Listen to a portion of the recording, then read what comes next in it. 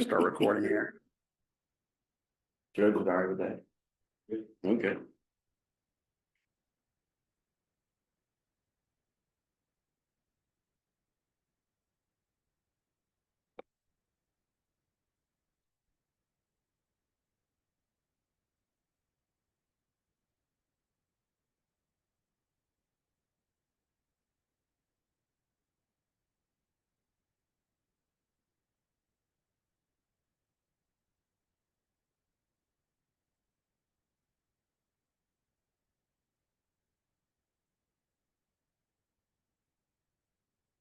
Oh, is that, Did you call them? I don't know. Maybe you did. That's it. Big Chair? Ron. Aren't you chair? No, Judge Travis is, but he's I believe working on his farm today. Ryan, do you want to kick us off then? Oh, yeah, I can do that. Am I the deaf? You're the vice chair. Okay, my bad. I was sitting there thinking Judge Rutherford was. No, that's all right. Yeah, let's go ahead and call the October 23rd, 2025 Regional Transportation Council meeting for KIPTA. First order of business will be the approval of the minutes from August 28th of 2025. Should have a copy of those in your packet. If you have any questions or concerns or corrections, let us know. Otherwise, we'll entertain a motion to approve. motion to approve the minutes of the August 28, 25 meetings. Okay, we have a motion. Do we have a second? All in favor, say aye. Aye. Any opposed? Hearing none, the minutes from August 28, 2025 are approved. Our next item of business will be our public comments. Yes, we did receive one public comment via email. It was from Yolanda Lewis regarding Shelby County. I already forwarded it to Shelby County officials, but I'll share it with the rest of the committee. She said, "Is there any way we can get some decent transportation for Shelby County? We have several people who need a way to work, medical appointments, etc. I believe that's why we have so many people walking, riding bikes, scooters, or whatever they have available because there's nothing else. Oldham County has the best transportation there is. They have bus, ticket to ride, cab, TARC, and Oldham County Trans. If we could have at least half that, I do believe it would make a huge difference. Thanks so much, Yolanda Lewis." So I did reply to Miss Lewis and thanked her for her comment. And I shared with her that Ticket to Ride is now Every Commute Counts, which is available to Shelby County residents. It's available to all your counties. And I provide her with a link to the website where she can register for a potential carpool. TARC, of course, is no longer serving Oldham County. The Oldham Public Bus, though, is a fantastic resource. A couple of years ago, I did some research into it. It runs Monday through Friday during the day on an hourly schedule in LaGrange. And they reported an annual budget of around $200,000. They kept the vehicle size limited, so they wouldn't need a CDL driver. If there was interest in some kind of similar service, Section 5311 funding may be available. That's designated just for rural areas. There are federal funds that are 80-20 for capital projects and 50-50 matching for operating expenses. The KYTC Office of Transportation Delivery last did a call for projects for Section 5311 in the spring. But is there any committee discussion on the public comment? Do you get much of that questions about that? Not really in Shelby County. When that came through and I saw it, I was kind of surprised. We do have a lot of people that are out, on the streets around downtown and that on their scooters. But I think a lot of them, that's where they wanna be. Yeah, and the city took their little trolley this summer and did a little pilot program where they had it running certain days of the week around town. And I think it went off pretty well, but I don't think it was really people that were wanting to ride to go maybe to a doctor's appointment. It was a loop around downtown more for tourism and people working downtown. If you want to get on it, you could. We used to have a cab service in town. They closed up. And people were upset over that. But I mean, that's a private entity that was doing it. So I mean, if somebody wanted to come in and do that, we'd be glad to entertain it. But I think the city's Mayor Ethington's been kind of talking about looking at public transportation at some point. So I think when we, if the city decides to update their comprehensive plan and hire a consultant to come in and go through that process, that might be one of the points of emphasis, is to let them kind of get some public participation involved and get people's comments on that and see where that might want to go, to see if that could be something in the transportation element. But otherwise, you know, as we all know, public transportation and the cost of it's not cheap. Yes. Do y'all have a community action agency there in Shelby County? We do. I know Scott and I were just at our meeting, for Tri-County. And they offer ride services too, Mhm. at a discounted rate. So, Was it $12 and then $1.74 a mile? For even if they had to come to Louisville and that kind of thing, so. sounds pretty cheap. And who pays that? Think Gifta actually puts in money towards that. Yep. So the $12 and $1.74, is that the individual pays that, or Mhm. really? I think one difference between Shelbyville and LaGrange is I think in Shelbyville you have Uber functioning as an option, right? I think there's, yeah, some of that going on. Okay. I mean, where you can, I mean, you know, if they're around the area, if they're in vicinity, Mhm. it all depends on availability and who's where. And I don't think we have a ton of them sitting around because there's not a lot of And people. transportation is gonna be a problem in the rural communities, especially like Trimble County, Henry County. I mean, they wanna get to Shelbyville or LaGrange, you know, but sometimes that's hard, but Mhm. I really don't know there's a good option, Yeah, but it's always, and you sent that off to the judge and to the mayor and everybody. Yes, that's yeah, the involved. judge, the So, mayor.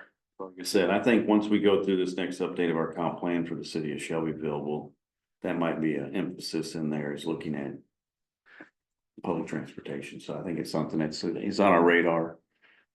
We do have some people with needs in the county, but again, you can't just, it's a small number, it's not Mhm. feasible. Mhm. So we'll continue to look at it, but that's on there. Anything else? Any other public comments? No, just the one. Just one. Well, I mean, it's good to get some of those and hear from people. Mhm. See what they have on their mind and what they're seeing, so we can address that, so. Again, we'll look at that and report back over time. I'm sure we'll have some things to bring to you on that. The next item on the agenda is Safe Streets and Roads for All Safety Committee. We got it. This is a guest speaker, right? Yes. Okay, go ahead. Why don't you go Sure. ahead? Yeah, today we have a guest speaker from the Kentucky Transportation Cabinet, Andrew Logston. He's the Ecology and Permitting Branch Manager. Andrew has worked 16 years at the KYTC Division of Environmental Analysis, and he will discuss wildlife vehicle collision reduction. So Andrew, thank you for joining us. I'll get your presentation pulled up and shared. Let's see.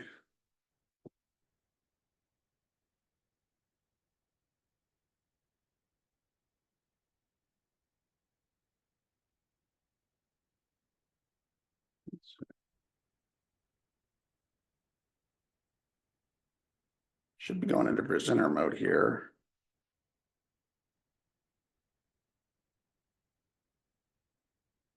That down there, it should start the slideshow. This one. Yeah. Okay, there we go. All right, now I'll let you take over here. Sure, let's swap seats. Thank you all for the invitation to be here today. A little bit about myself. I work for Transportation Cabinet, Division of Environmental Analysis. Like Mr. Logston said, been there for about 16 years, mostly as a staff biologist and a branch manager. My day-to-day is to make sure projects are getting cleared environmentally for potential impacts to threatened and endangered species. We get Clean Water Act permits, 401, 404 permits, anything under the sun that requires some level of environmental clearance runs through our office. But my wheelhouse is mostly endangered species and Clean Water Act. And you notice I don't mention anything about wildlife crossings because this is totally new to us. 2 years ago, there was an FHWA federal grant program created right at the very end of the Biden administration that asked for states to submit proposals to both study the potential for wildlife crossings, but if your state was kind of already advanced, you could go after construction funds to build some of these. the greater Mountain West of the United States, right? Is kind of where a lot of these have been popping off for decades and have proved to be really successful. Kentucky, however, has not really ever had the opportunity to even study the potential for us to explore something like this. So we went after the funds. We were awarded $1.2 million to study wildlife crossings in Kentucky over 3 years.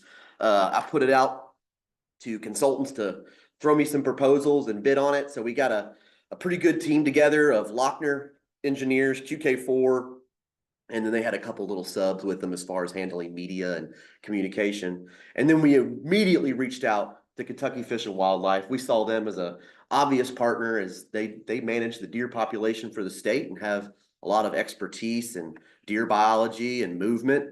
But we kind of handle crash incidents and transportation planning. So we figured combining those two forces would be a really good way to form our team. And as you may have heard, we selected a pilot corridor study. You know, when you haven't really started assessing something and you want to do it statewide, that's a big bite of the apple, right? There's thousands and thousands of roadways across Kentucky, all of them a little bit different. So we decided to focus in on just an area in the state that we could get our hands around and that was showing a pretty decent high incident of crash based on the data that we had. And one that popped out immediately was I-64 and US 60, those parallel highways between Frankfort and Louisville, with the heart of our research study area right there in Shelbyville. So I'm sure you all are more familiar with that corridor. You probably drive it. I'm frequently on it as well. And it is not uncommon to see deer in the right of way or even see fresh dead carcasses along the side of the road. In fact, I mean, it's not far-fetched to say that everybody in this room has either had an incident or a close call with a deer, maybe even on these corridors. And that's true for almost every stakeholder group that I speak to. You know, I get a lot of anecdotal stories, but we've all had incidents with deer or a loved one or maybe a close call. So it's something that definitely affects all of us. And the numbers support that. The most recent data showed that Kentucky was 17th in the nation in deer collisions. That's a lot higher when you consider where our state population is and our number of motorists. We should probably be somewhere around the 30s or 40s, but because we've got this healthy deer population, because we've got these growing communities right in the middle of good habitat like Shelby County, Frankfort, and Louisville, we're seeing more incidents on the rise. So our main objective for the corridor study was, let's learn what deer are doing out on the highways, get a little bit of an idea of what their already trails and methods are of accessing the highway. Where do they shy away from it? Where are pinch points where we can see that they're being stressed in order to get across that highway if they need to? And in order to do that, we sent biologists out first, but we wanted to do a little desktop analysis that allowed us to see where along this corridor do we see the most incidents. And some big areas popped out to us right away. First one being in around Waddy-Peytona. As soon as you get out of that bifurcated 64 area, but you're coming into the expanded 3-lane, there's lots of habitat on either side of the road. It's a perfect mix of forest, open land, agriculture. That's a deer's, right? That's the perfect buffet for a deer to be using those resources. So you've got a lot of habitat there. And then you kind of skip through the developing parts of Shelby County and it picks back up again before you get to Simpsonville. And then you see a heavy crash incident right on your entrance into Jefferson County coming up to I-60 or on the I-64 corridor. So those were the areas we knew the records were showing. And we looked at state police records and had some other crash data that University of Kentucky analyzed for us. But this is what was showing us we wanted to focus our effort on. Here's some thermo camera drone imagery we took. And I wanted to give you an example of what it can capture, but this was our method of going out in the corridor and just seeing where are deer currently. So we conducted these drone flights in the evening, right after sunset, and then also really early morning. We wanted to make sure we were getting out there while the deer were most active. I can see a couple deer active in that little video in the bottom right. But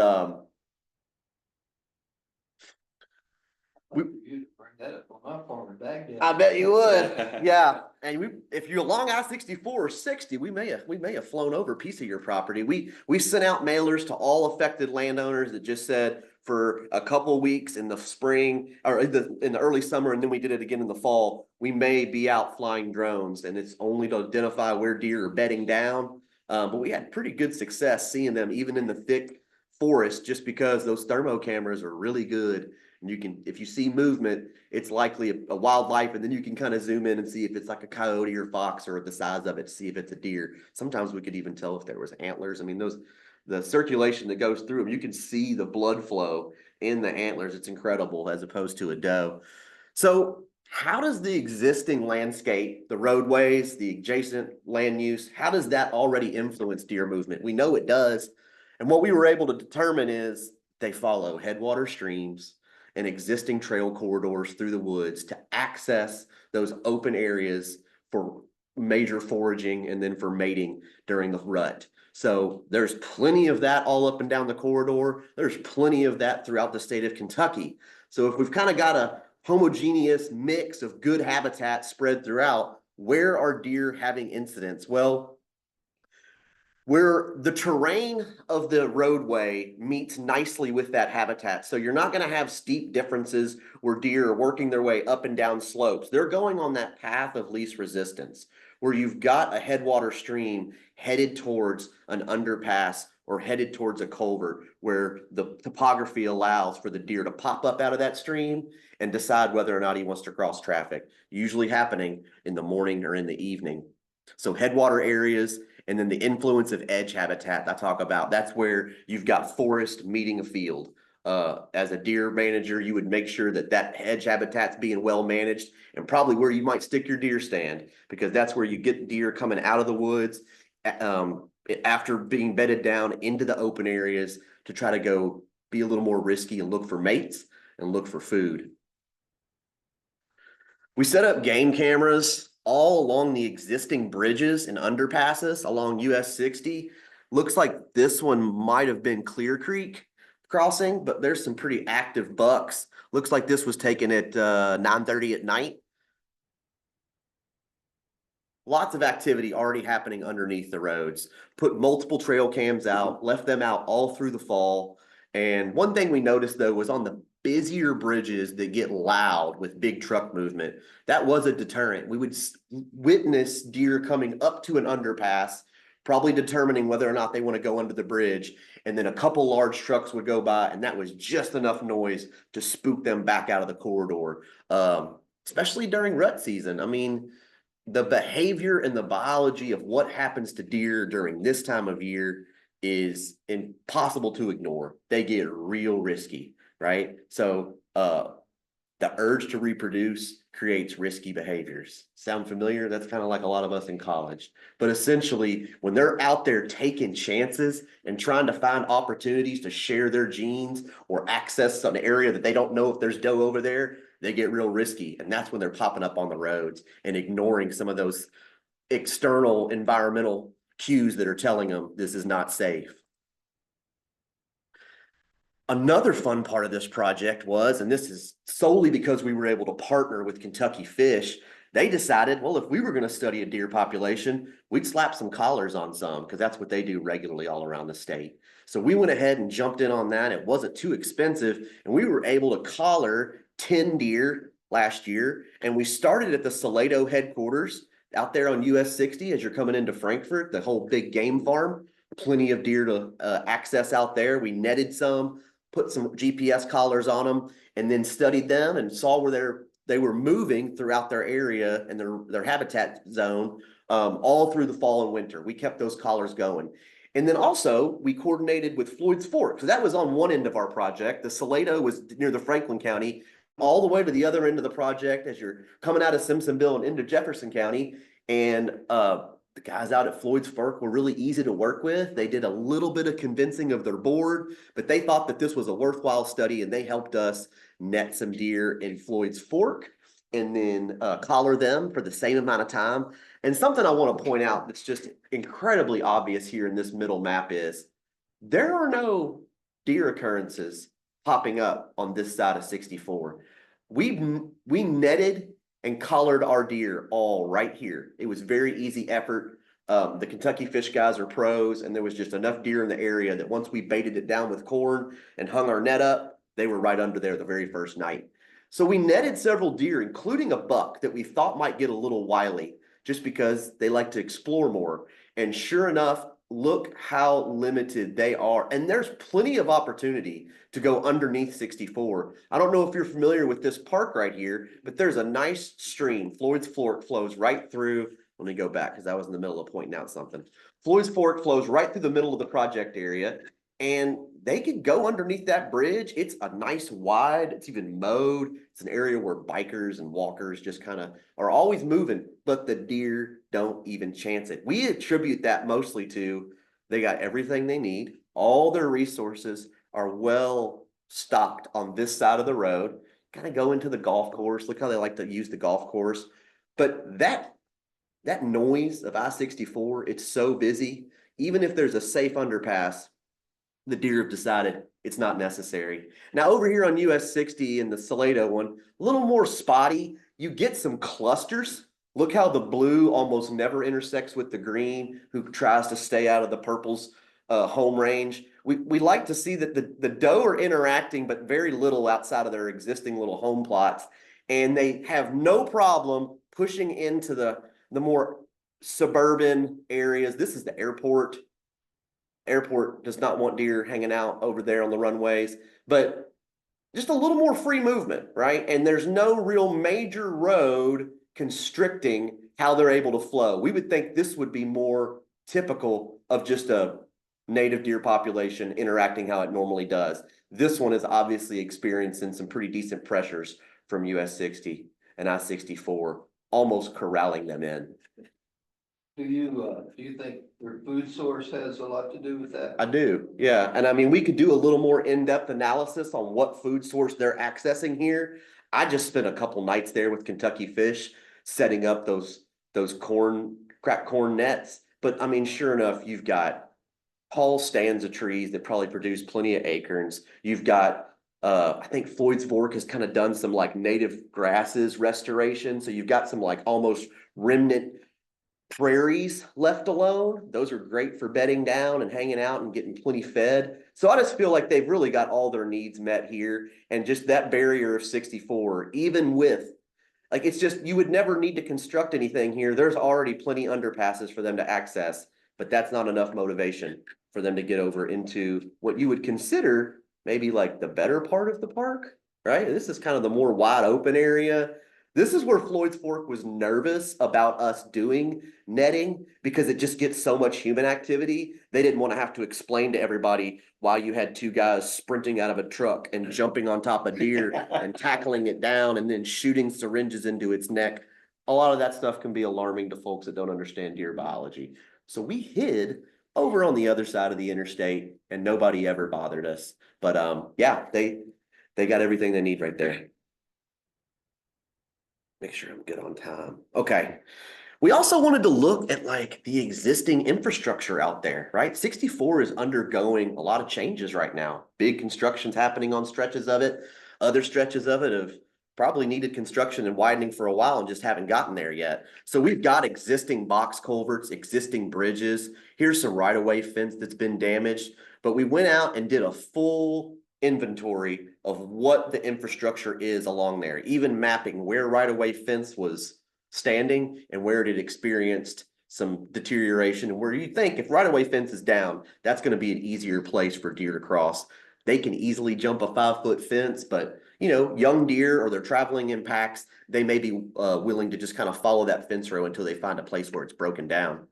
Debris jams in the middle of culverts was a big deal. You know, you could see potentially if this culvert was well cleaned out and a deer or any other wildlife was following this stream corridor, they could pass right through there. There's plenty of light. It doesn't look like they're entering in too much of a cave. That's kind of a limiting factor sometimes for animals entering culverts. It's safe enough for them to get through, but the debris jam has kind of made that really tough to navigate. In fact, this is that instance, guys, where they may come to this and then shoot up off the stream corridor and see if they can get up over the road, right? Because there's just a little more, there's pushing them up there. We're limiting their ability to free flow under the road, which would be ideal.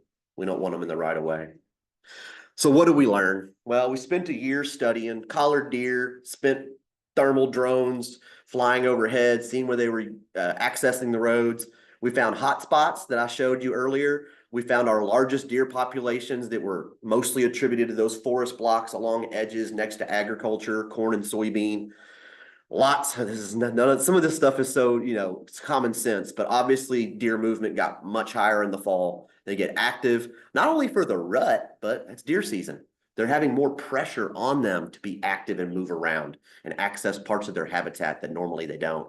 And then higher ADT rates. I mean, when you get more cars traveling, that's average daily traffic, ADT. When those start to increase along a growing corridor like US 60, when there's neighborhoods being built, you're going to have more interactions with white-tailed deer.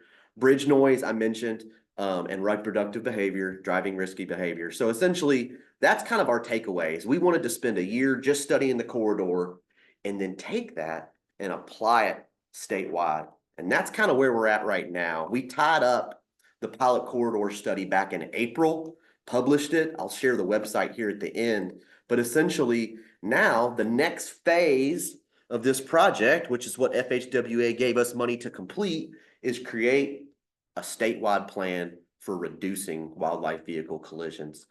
It's safety oriented. We want to make sure that all 12 districts are looked at evenly. We want to implement wildlife vehicle reduction strategies into our transportation planning, into our projects, account for when it's feasible and when it's not, and just select and analyze projects based on how much potential they have. It would be great if we could just train all deer to use crosswalks. We're not working on that yet, but we'll see if we can get there. But essentially where we're at is we're collecting data from other sources. We based everything we had as far as where a crash is happening on just that state police data that's given to KYTC every year. When you all have a project pop up in your counties and it comes to the planning team at KYTC, we look at a lot of things about that existing road. But one of the things we look at is, where are the wrecks occurring? Where are fatalities occurring? And this is stuff is, leaders of your community, you often hear about first, right? You all are sometimes on the front lines of when someone has a terrible wreck, or when you are starting to see trends pop up on one corridor in the morning where everybody's traveling to work or school, and there's just more interactions with, and just wrecks in general. We're trying to focus that down a little more and parse out just the wildlife vehicle collision. That's not something that Kentucky's ever really done together before. We lump crashes together, and then we separate them by like severity, if there was multiple cars involved, or if there was a fatality involved. Obviously, we get a little extra red shading, but we're never really looking at, is this happening because of wildlife? Is there a deer situation? And I'm going to preview a couple projects where we've absolutely found that's the issue. But we also want to look at more data sources. Let's talk about, like, you hit a deer on the side of the road. Are you always going to call the state cops and get a state police report? No. And most people in Kentucky, it's kind of a cultural thing. We just don't always call the cops. Especially in Eastern Kentucky, we see trends where there's even less reports, and there's plenty of deer in Eastern Kentucky. So we're already aware that there's this gap in data where collisions are occurring and it's never making it to our data sources. There's no state police report filled out. Maybe there's an insurance claim, maybe not, but we don't have access to insurance claims. That's private information. So we're trying to find ways to just get more data. One idea that we've had is tapping into existing KYT. There's more crosswalk usage. Some deer are just really good at it. So we're tapping into existing data sources at KYTC that are already being maybe glossed over by our Enviro team or our planning and design team, but they just don't have the right tool to make sure that they're looking for wildlife vehicle collisions. Maintenance. The maintenance crews, we have 122, I think, maintenance garages around the state. Every county's got one. You've got your maintenance teams out of the districts. Here in District 5, you got just an absolute awesome maintenance crew that handles snow removal and all the big issues that come up in District 5. But one thing they do is carcass disposal. And we'd like to work with the Office of Maintenance to understand what strategies are they using for managing deer carcass response and removal. Is there a way to maybe implement some type of data collection that occurs when we're removing deer from a highway frequently and we're getting called every week to go out there? I share an anecdotal story that you all may remember because it comes from your backyard. But when we were researching this proposal, we found articles from the Courier Journal from the mid-2000s where deer carcasses were piling up in high numbers on I-64, and residents from your all's counties were calling saying it smells bad, it looks terrible. And essentially, at the time, the order of what they did was they just had a space on the side of the road in the middle of the median where they were just stacking deer. We ended up having to get those all removed at once and like incinerated. And then we created a little bit more better of a way to pick those up. So it's even made it out into the public before when KYTC has done a poor job about doing carcass disposal.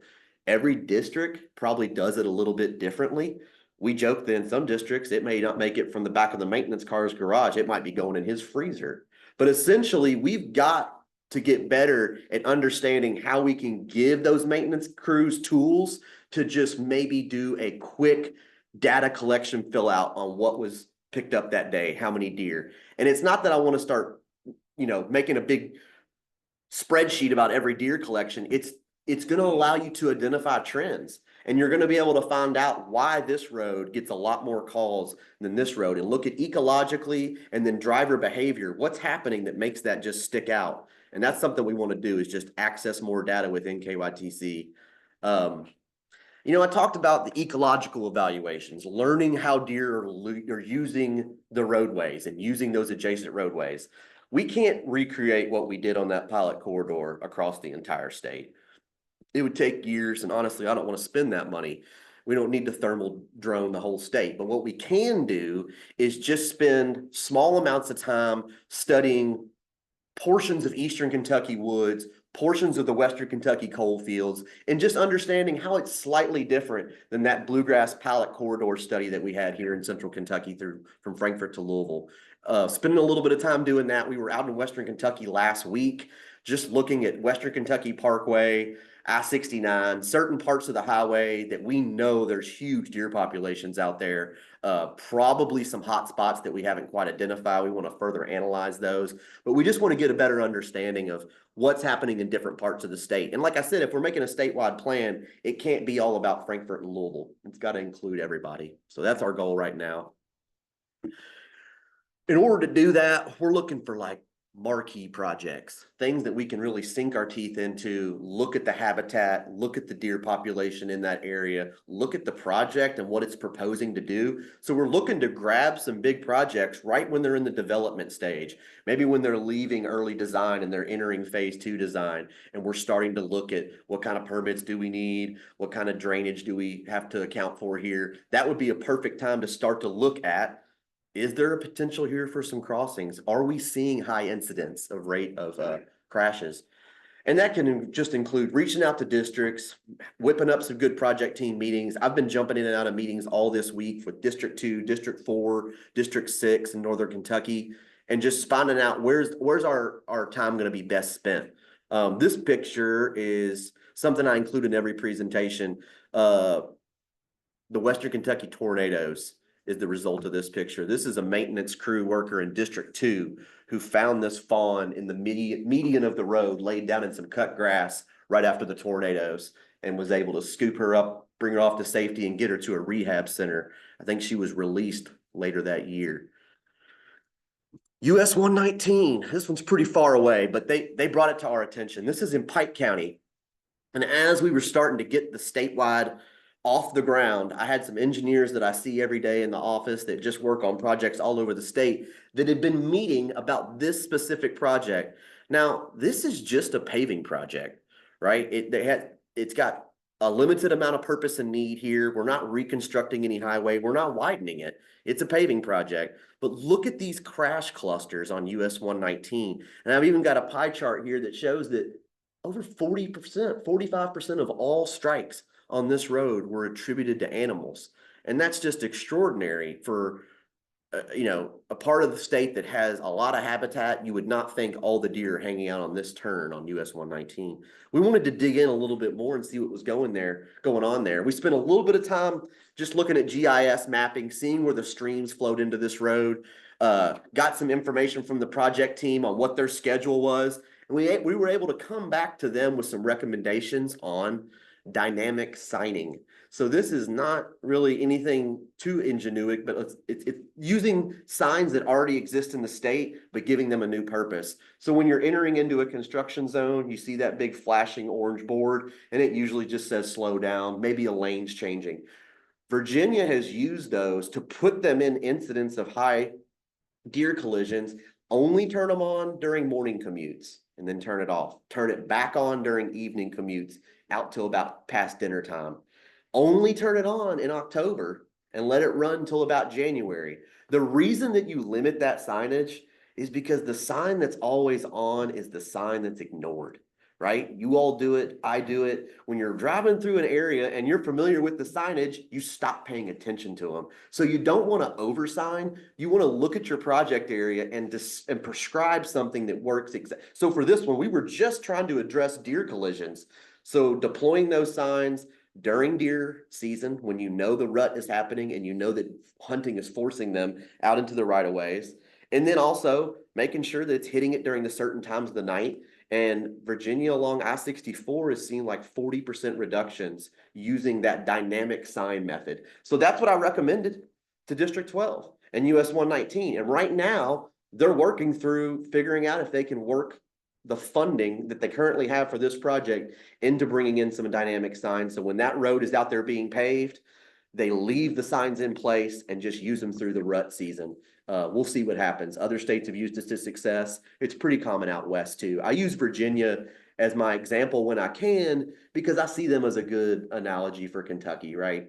Similar state, similar topography, probably very similar wildlife populations. They've got a little more to deal with elk and deer, but I've met with Virginia a couple times. I always kind of cheat off them when I can. And they've come up with some stuff that I'm going to be using to implement into our statewide plan.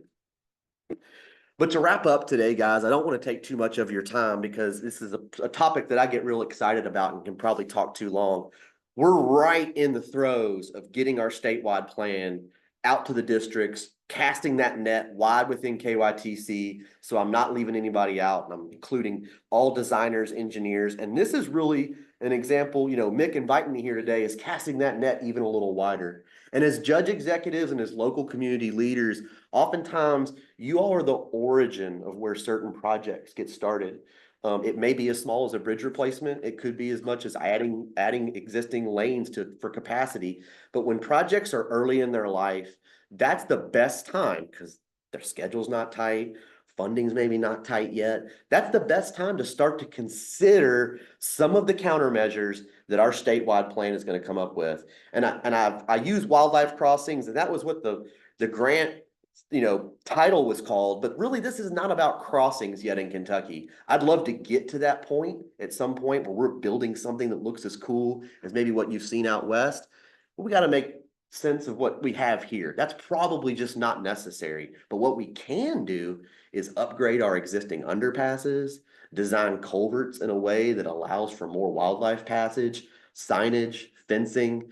All of those things still fit into that realm of reducing wildlife collisions. So just to refocus your plan of what you heard here today, it's not all about building big crossings. It's about using existing KYTC infrastructure planning to incorporate a little more to allow free passage of wildlife. And that just means less collisions for motorists, less insurance claims, less trips to the hospital. We're not really that concerned about conserving wildlife in this regard. It's white-tailed deer that we're talking about. They're literally seen as a nuisance species in a lot of communities. We hunt them. So it's not really that we're coming at it from a conservation standpoint. It's really about protecting motorists and making sure that there's plenty of safe highways that deer can access under without us having interactions with them. So that's what I came here today to talk about. I wanted to leave a little bit of time at the end if you all wanted to ask a few questions. I think I've taken plenty of your time today, but thanks again for having me. Yeah.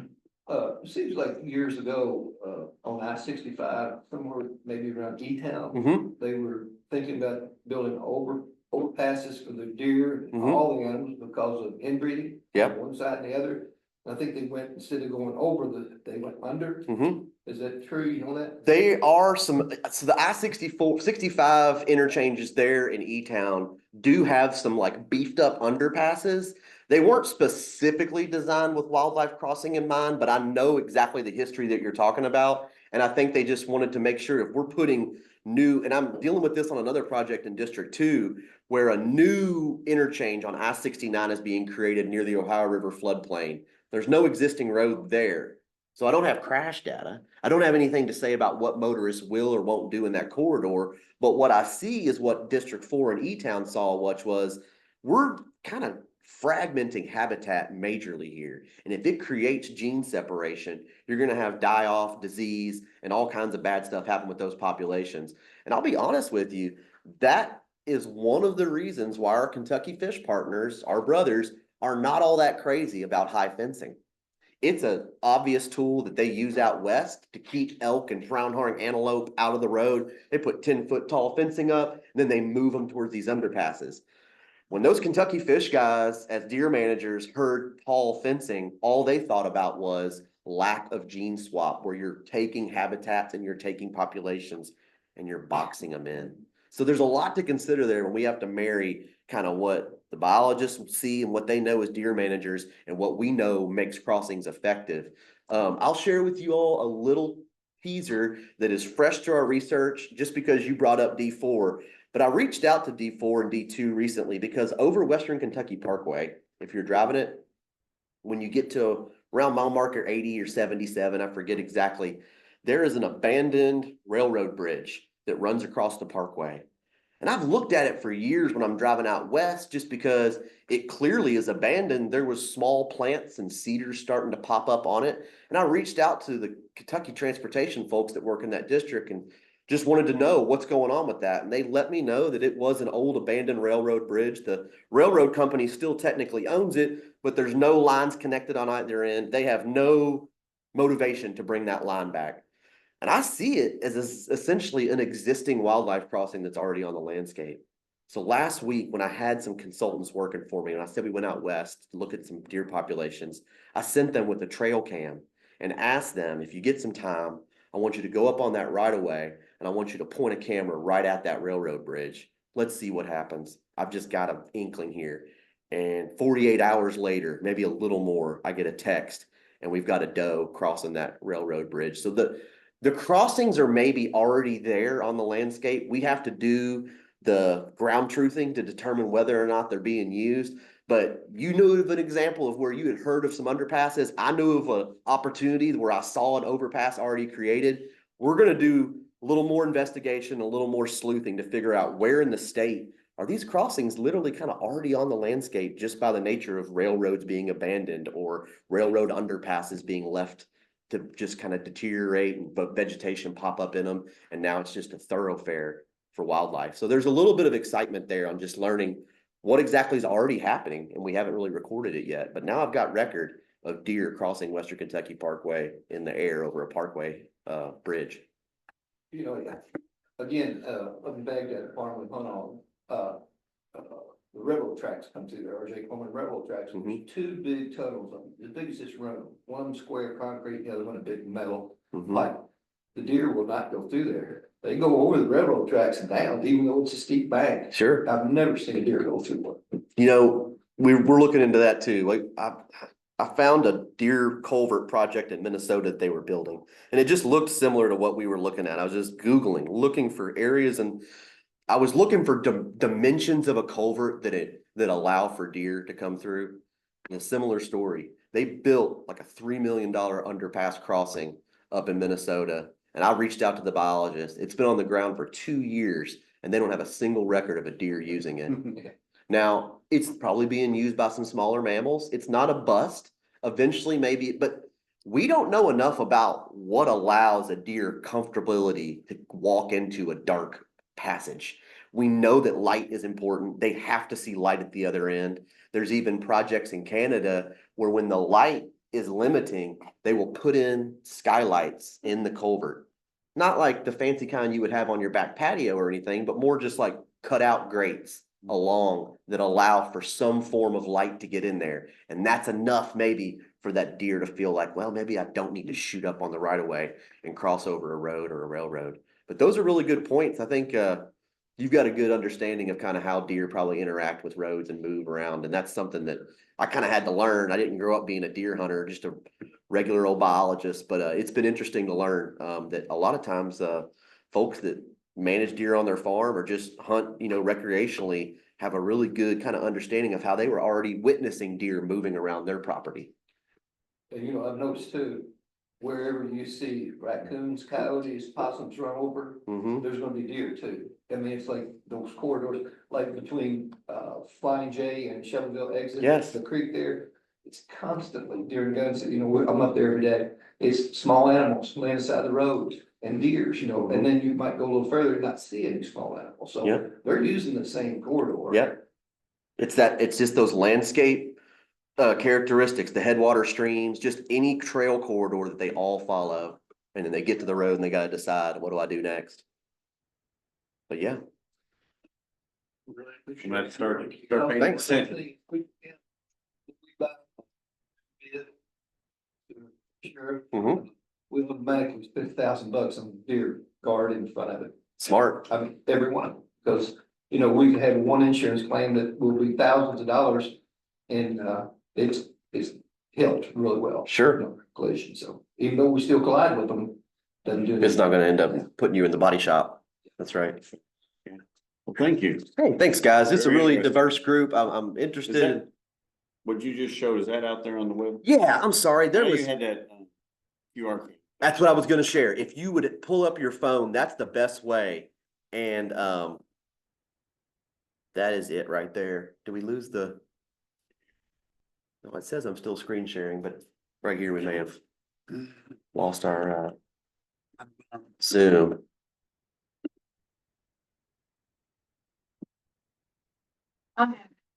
I'll forward it to you. It's right here, guys. I'm just trying to get it back on that screen. I might let Mick take over. Alicia can send it. Yeah, I'll be interested to see. Andrew, we appreciate you coming out today. That's very Yeah. interesting. And if there's anything our communities can help you all with, let us Well, if know. I found some other, like I said, marquee or like projects that we're looking at here, I'll make sure to reach out and include Kip on those emails if it's in your old companies. Bates has got one on 71, he's got a hot spot. There's always deer in, between LaGrange and, Pendleton Mesa. I I'm glad seventy-one to hit them on that map though.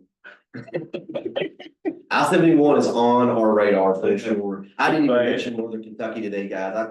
I'd say you all are probably second in that urban growth, suburban growth that's happening. Boone County, Kenton County is off the chart and their deer collisions show it. So we're trying to find something in this District 6 and that 71 corridor that connects District 6 to District 5 is definitely on our list. So I'm not surprised you brought that up.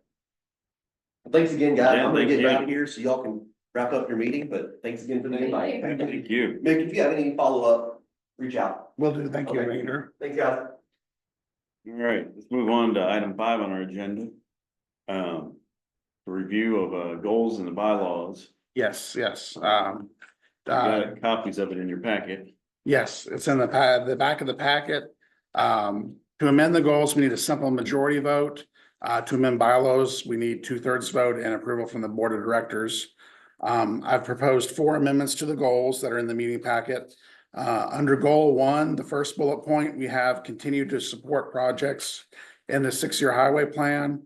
I proposed adding the text in red and the shift process to better describe how we support the 6-year plan. Under goal 6, sustainability, the last bullet point, the building resilient infrastructure and communities grant has been canceled. So we can remove the text referring to that program. And under goal 7, public involvement, we do have a public involvement plan on our website. So I propose changing the text, develop and implement to maintain. And similarly, we have a citizens guide to transportation planning that's available to the public. So we can revise that text from develop and produce to maintain. So is there any discussion about those changes? Or any questions? Anybody else? They look fine, maybe. We need a motion to approve the changes to the goals and objectives?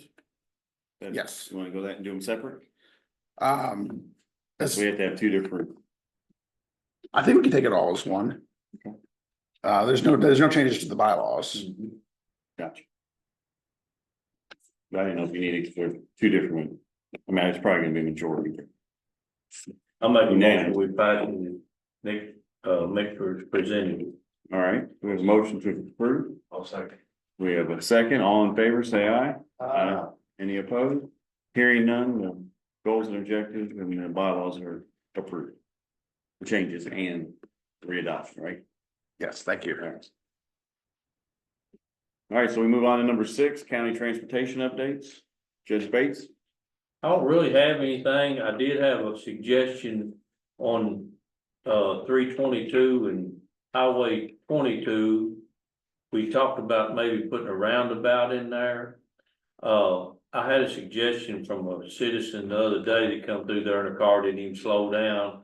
Of what about if we could at least put some rumble strips in on the where they've got to stop on that side. Maybe if that would be a cheap fix, temporary. So we may need to look into that. That's Lucas Lane and McCown Road is the two roads. But you know, just some rumble strips, I would think wouldn't be real expensive. But they wreck down there.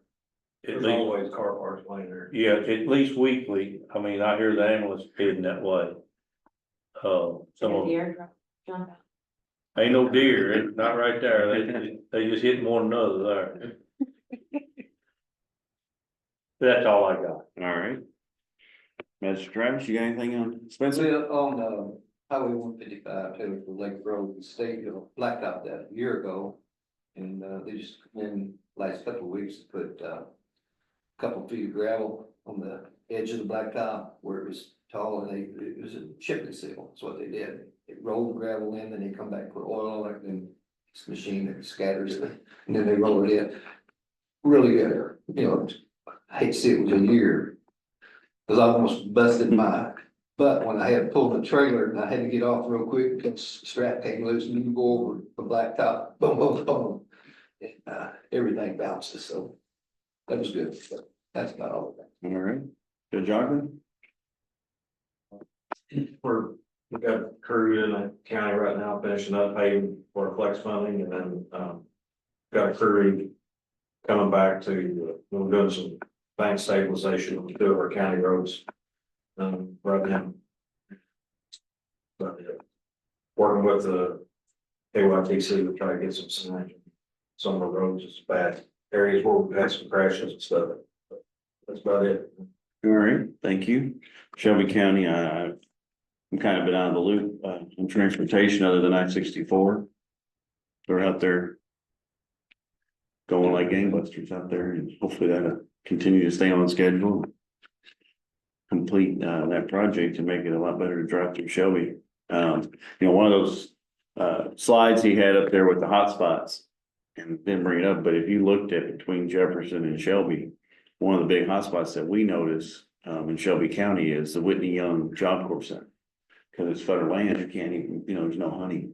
And that site, if you ever drive along 64, you'll see a lot of deer out there in those fields grazing.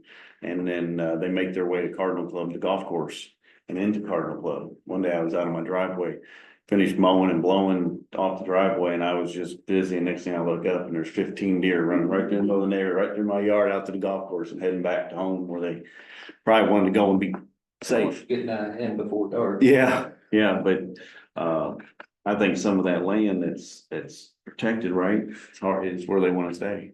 And they feel comfortable, so. But other than that, I don't know what else, I know there's a lot of paving projects happening, like I said, trying to get it in before winter. What's going on right now, so. A good question for Nick, maybe, you know, Spencer County, we're in the process of building now. Pavilion Farmers Market, 2 12,000 square foot buildings next to the Country Mart grocery store, just as you get into Taylorsville. Well, off 155, there's a turning lane that goes into the supermarket by itself. Mhm. And then our property is right next door to it. We have to go all the way around to the back, coming this way as an entrance. How do we go about, say if the state would approve another entrance parallel with the one that the grocery store uses, just right next to it, that comes right into our property too? You have to get an encouragement. Honestly. I mean, do you think that's something that they would, they would do, or? It has to be so many feet from an existing entrance. So I don't know how, Well, what we got is, the turning lane that the Country Mark has is probably 300 feet long. And then we're just proposing to put another one parallel to it, or just add with ours turning in here and theirs turning in here. say that again, Okay, the turning lane that goes into the grocery store is here with arrows. And then, we want to put another lane right next to it, or with it. With turning into our property, theirs goes here, ours goes here. for no right away. Oh, yeah, yeah, plenty. You just have to apply for an encroachment permit. Tom Hall can probably get you with the right person. You'll need engineering drawings of it. Well, thank you, appreciate it. All right, anything else on the county updates? All right, hearing none, next meeting of the RTC will be February 26th of 2026. Yeah, I just have a little other business, Okay. Go very for it. briefly, I know we I'm got sorry, I board coming passed up. over that, didn't That's okay. There's gonna be a new TAP grant cycle beginning in just the next few weeks. I'm signed up for email alerts and I hope to announce via email when KYTC begins, accepting applications. I know Spencer County is interested in selling by the school. But there's an opportunity there. KIPTA and KYTC submitted a Federal Lands Access Program grant application for intersection improvements at KY 44 and Overlook Road that provides access to Taylorsville Lake. So we're hoping to hear back from that soon. Our next meeting, February 26th, that should be after the governor's recommended highway plan is released. And we'll go over projects that are in the recommended plan. And that's a starting point for discussion with your legislature. Remember, that's before the enacted plan, so that's that window where the legislature can make changes to it. So we wanna be in good communication with our legislators at that point. And that's all I have. All right. Again, next meeting's February 26th, 2026. If there's no other business, we'll entertain a motion to adjourn. so move. Second. Motion saying all in favor, say aye. Aye. We are adjourned. Thank you all. Done before 2.